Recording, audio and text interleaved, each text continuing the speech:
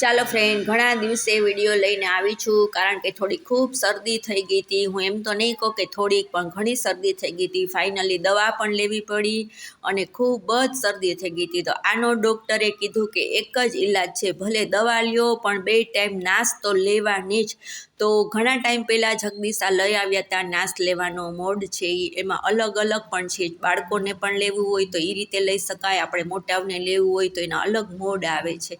તો આજ તો સવારમાં ઉઠી અને થોડુંક ફ્રેશ થઈ અને પહેલાં નાસ્તો પહેલાં જ સીધી નાશ જ લઈ લીધી. ખૂબ જ કે એકદમ આપણને માથામાં અને એકદમ શરીરમાં હળવાશ થઈ જાય. તો તમને પણ આવું થયું હોય તો દવા તો તમે લ્યો જો જ, પણ ફાઇનલી બાફ ગરમ પાણીનું કરી અને નાશ ચોક્કસથી લેજો. એનાથી ઘણી રાહત રહેશે, કારણ કે ક્યારેક નાક બંધ થઈ જાય તો ક્યારેક છીંકવું આવે, એટલા પ્રોબ્લેમ થઈ જાય છે ને અત્યારના વાતાવરણમાં.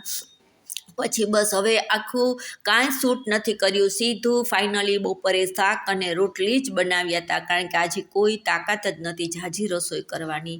તો આજની રસોઈમાં કેવું બનાવ્યું છે, સંભારામાં કાકડી અને મરચાંનો સંભારો બનાવ્યો. તો 1 ચમચી તેલ મૂક્યું છે, રાઈ તતળી ગઈ એટલે હિંગ નાખી, થોડીક હિંગ અને પછી નાખ્યું એમાં મરચાં, અને કોબી પણ નહોતું તો એ પણ સુધારવાનો ટાઈમ નહોતો, એટલે કીધું ચાલો આજે ફાઇનલી આપણે કાકડી અને મરચાંનો સંભારો કરી નાખીએ. અને ડુંગળી સુધારી અને પછી છાશ બનાવી, લોટ બાંધ્યો અને શોર્ટ વિડીયો લઈને આવી છું ઘણા ટાઈમે. તો આજે જોઈ લેજો, પછીથી આજથી આપણે રેગ્યુલર પાછા થઈ જાશું.